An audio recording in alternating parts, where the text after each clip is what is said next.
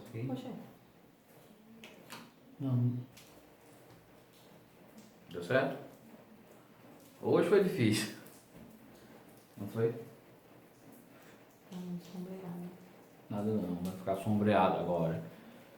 Semana que vem eu conserto essas coisas. É muito complicado. Mas tá bom, vamos começar. Me vendo daqui a pouco, tá bom? Obrigado. Turminha, vamos continuar, né? Vamos continuar. Às vezes eu jogo aqui o laser, mas aí não fica tão, né, visível o laser aí na imagem. Mas está aqui, eu vou acentuar um pouco mais para a gente não perder um pouco a lógica do texto, tá? Eu estou aqui, ó, aqui, exatamente aqui. O que foi que nós já fizemos? Nós apresentamos aqui o primeiro período, ó. Primeiro período, tudo isto aqui, coisa mais linda do mundo, ó. Aqui, tá de preto, é o meu primeiro período. Primeiro período. Pontuei, ó, o ponto. Pontuei, né? O ponto ali representa o fim do período. Essa parte é muito importante do texto, muito importante essa parte aqui, porque ela confere ao texto coesão, né? Competência 4 da prova de vocês.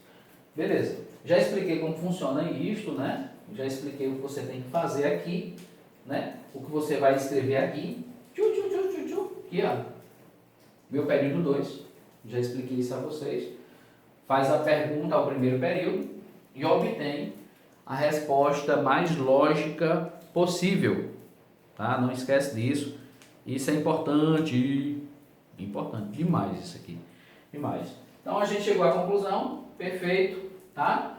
Um outro detalhe importantíssimo. Deixa eu mudar aqui de cor. Importantíssimo. É isso aqui, ó.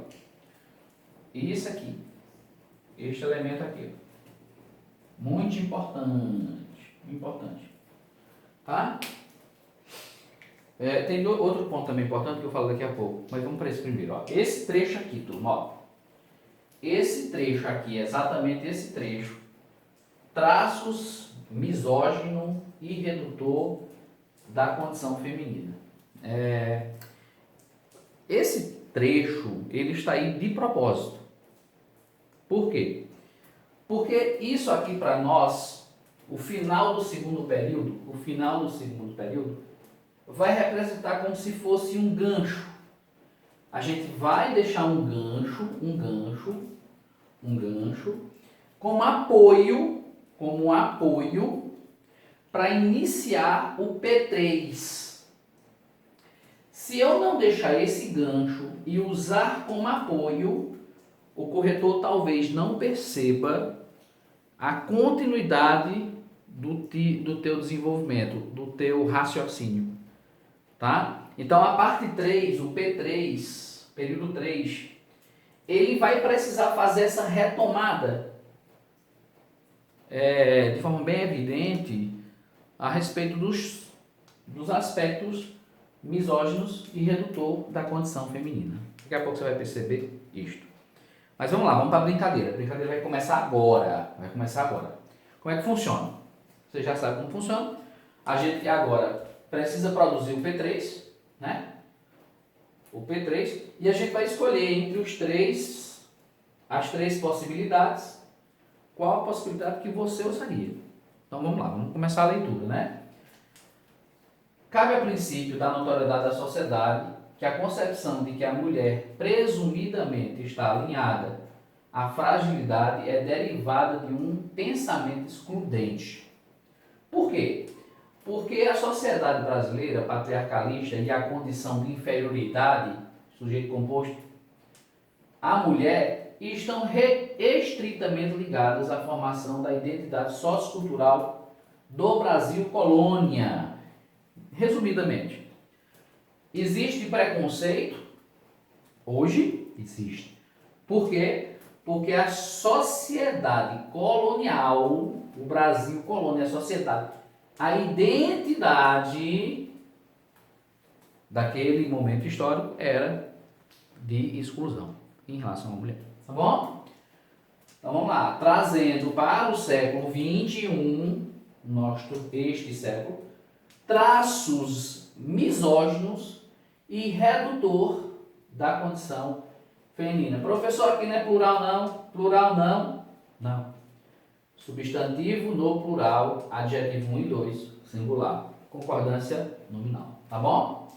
Ok, vamos dar continuidade.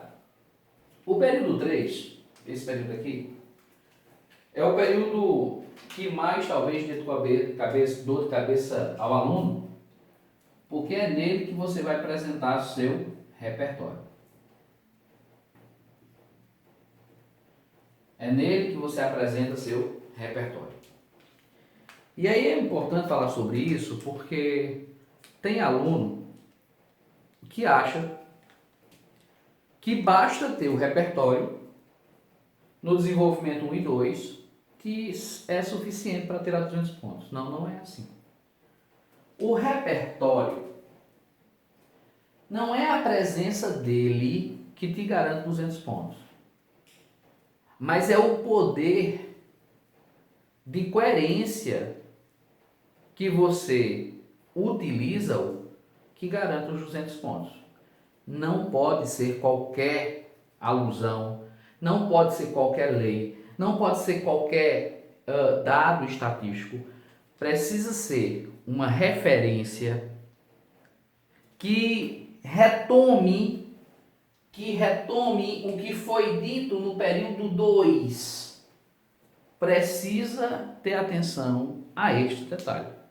Se este detalhe não for respeitado, você perderá pontos se o corretor estiver atento.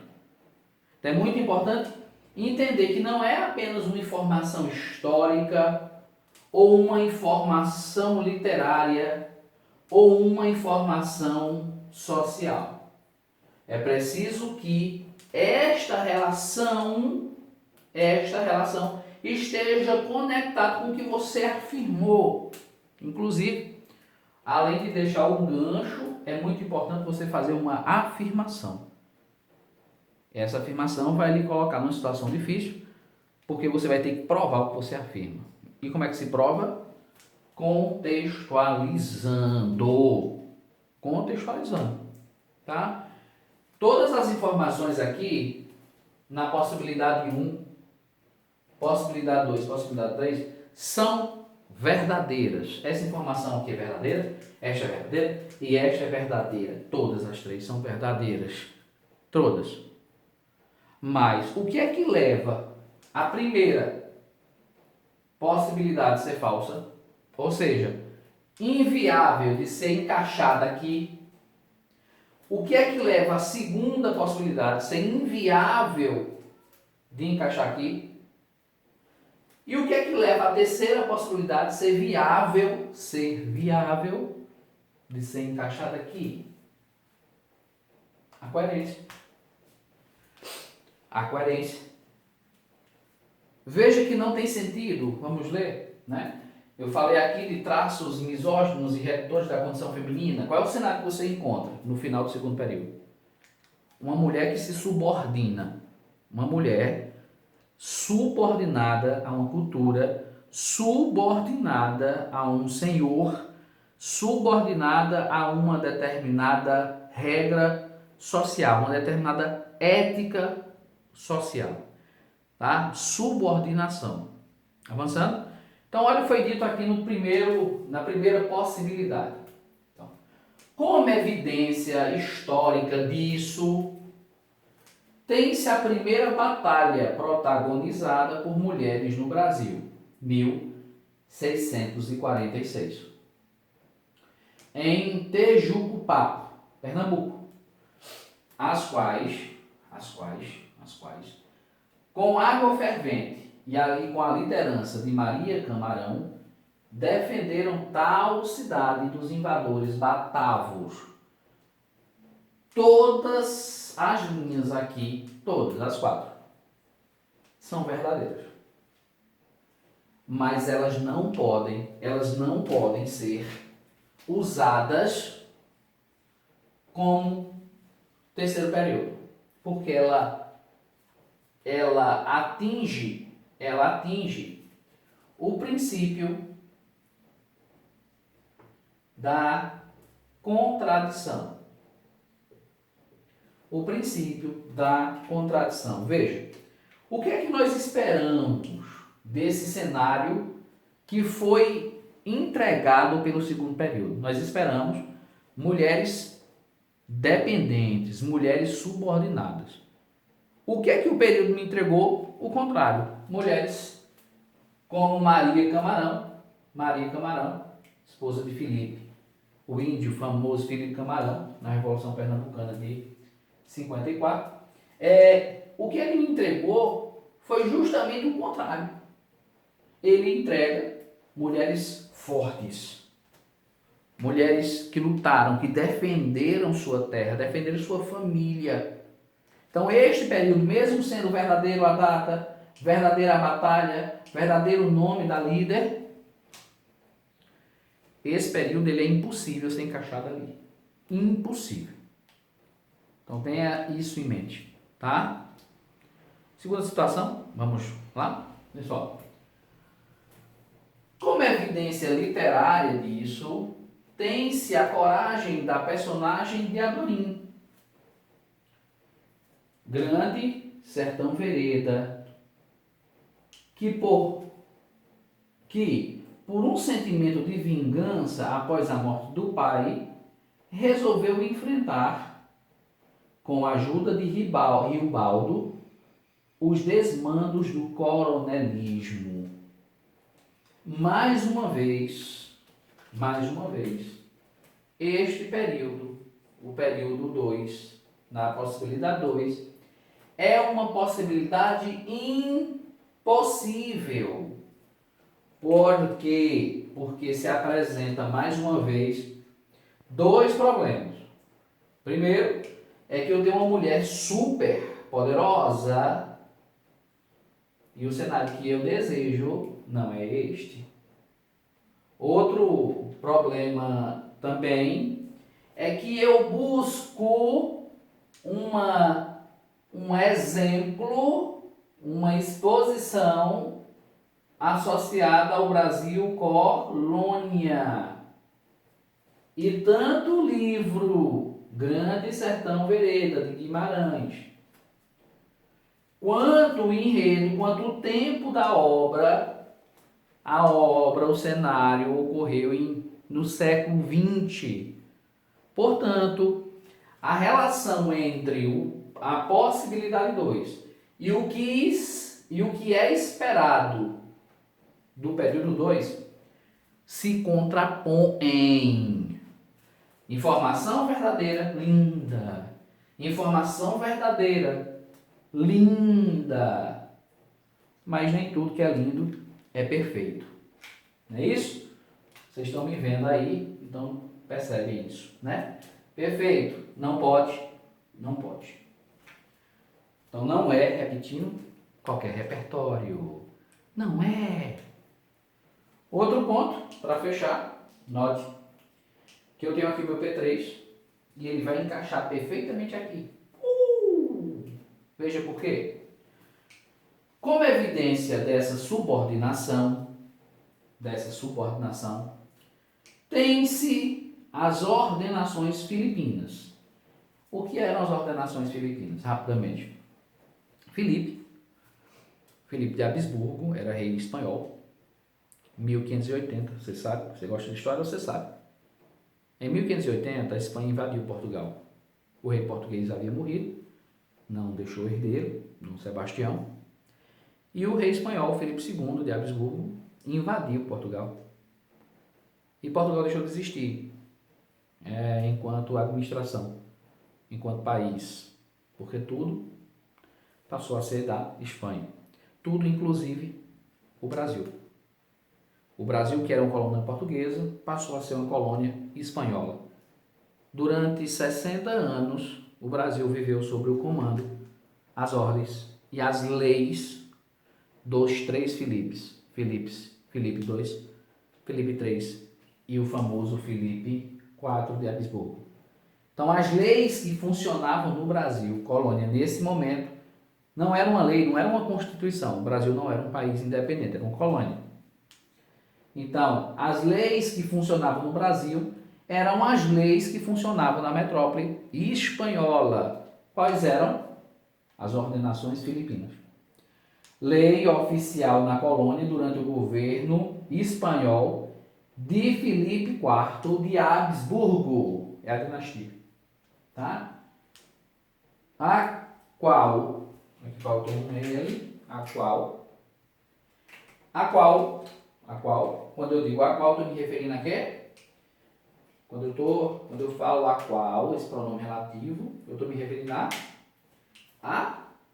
qual? A lei. Lei. E é interessante um detalhe, que esses pronomes aqui, ó, os pronomes relativos, como este, como aquele, eles vão retomar sempre partículas, elementos, referências mais distantes. Eu não posso simplesmente substituir esse quais por quê, ou esse o qual por um que, pronome relativo. Não posso, porque o pronome relativo ele vai recuperar o elemento que está imediatamente anteposto a ele. Tá? Nesse caso, é o elemento anteposto. Mas não é um elemento imediatamente anteposto, é um elemento mediatamente anteposto. Tá bom? Valeu! A qual, a lei, previa o direito legal do esposo matar a mulher em caso de desconfiança matrimonial. Foi que eu provei. Eu provei que durante o período colonial, eu estou me referindo, não sei se vocês vão perceber, esse cenário aqui ocorreu mais ou menos 1630. 1630, porque a União Ibérica durou até 1640. Tá bom? Perfeito. Então, se eu estou me referindo a 1630, é porque eu estou me referindo ainda a um período chamado colonial. Estou provando o que com isso? Esse caráter, né, misógino, esse caráter de redução da condição feminina, que a coloca como uma situação de subordinação diante do seu, como é que eu posso dizer, do seu dono, né, digamos assim, o seu esposo, que poderia matá-la. Não queria fazer a pergunta não, mas pensando bem, vamos pensar um pouquinho. Eita, mar, será que se o homem trai no período colonial, será que essa lei valia também para ele? Interrogação. Eita, menino, complica a situação, não é não? E direitos iguais, turma. Quer trair? E não quer que tua esposa te traia? Pode não. Respeito é tudo. Acredite. Pois bem, tudo joinha? Entenderam a lógica? Então eu fiz uma afirmação aqui, qual a afirmação que eu fiz? Que no século XXI existem traços ainda dessa misoginia e dessa condição reduzida da mulher lá no Brasil colônia. E eu provei, usando uma questão social, legal, constitucional da época, como um elemento de prova do que eu afirmo. Fazendo isto, você está no caminho correto. Seu texto vai progredindo,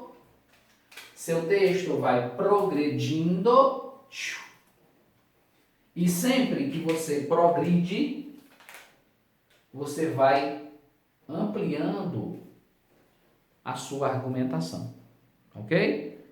Então, ficamos por aqui. Daqui a pouco tem mais, porque eu preciso gravar o quarto período.